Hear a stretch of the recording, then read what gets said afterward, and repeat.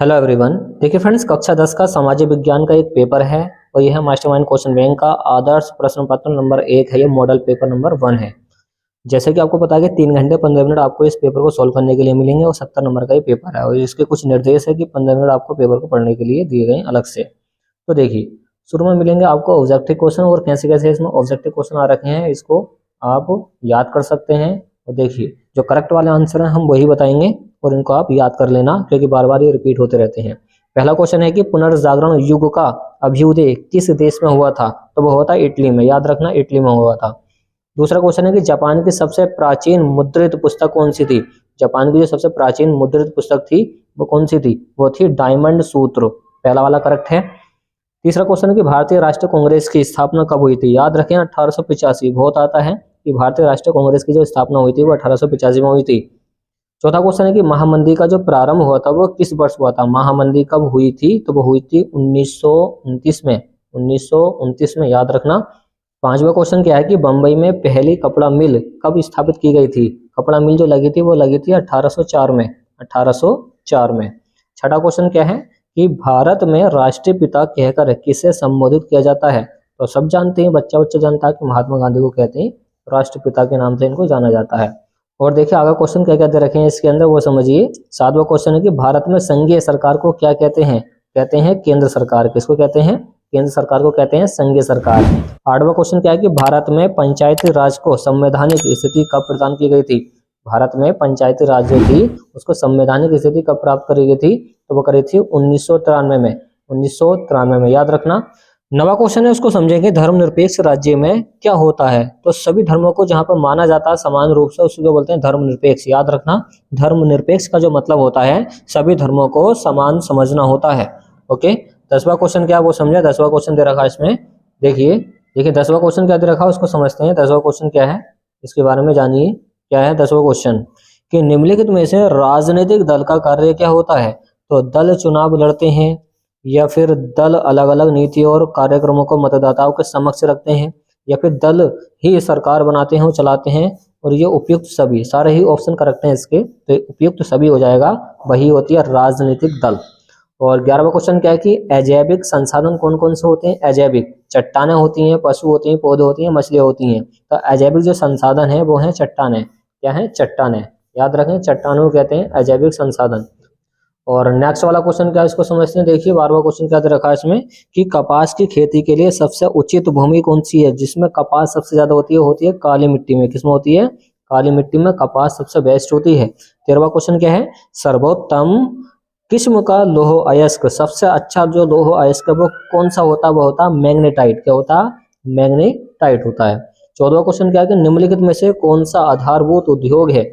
आधारभूत जो उद्योग माना जाता है वो माना जाता है लौह इस्पात। क्या माना जाता है? लौह इस्पात माना जाता है।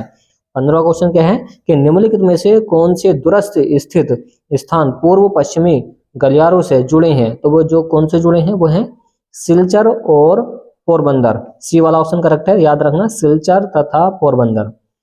16वां क्वेश्चन क्या है कि भारत में सर्वप्रथम या भारत में प्रथम रेलगाड़ी कब चलाई गई थी? याद रखें, भारत में प्रथम रेलगाड़ी कब चलाई गई थी?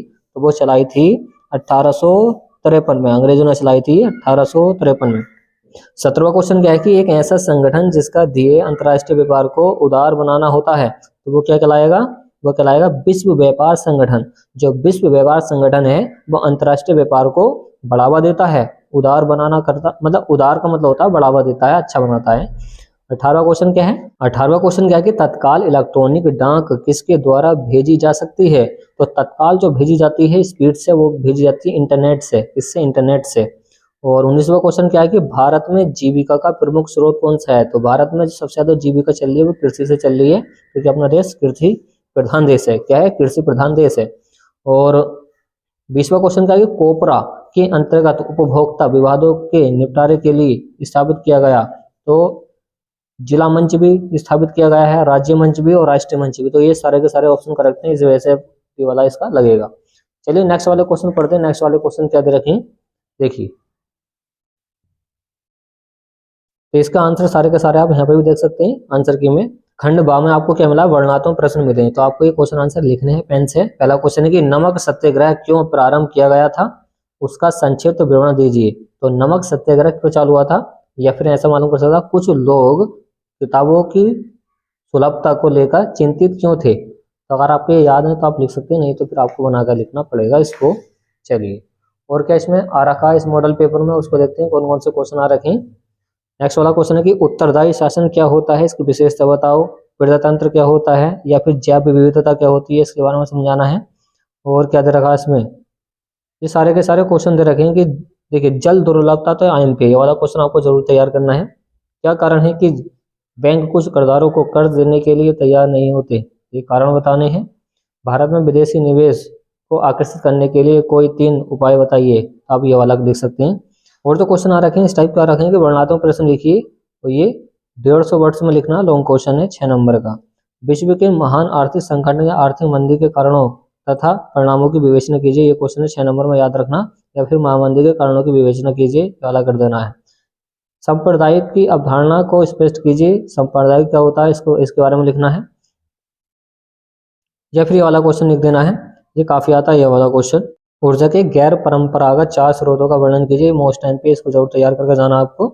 और भारत में उपभोक्ता आंदोलन की शुरुआत किन कारणों से हुई थी, इसके विकास के बारे में बताइए। इस टाइप के क्वेश्चन काफी बार मालूम किए जाते हैं।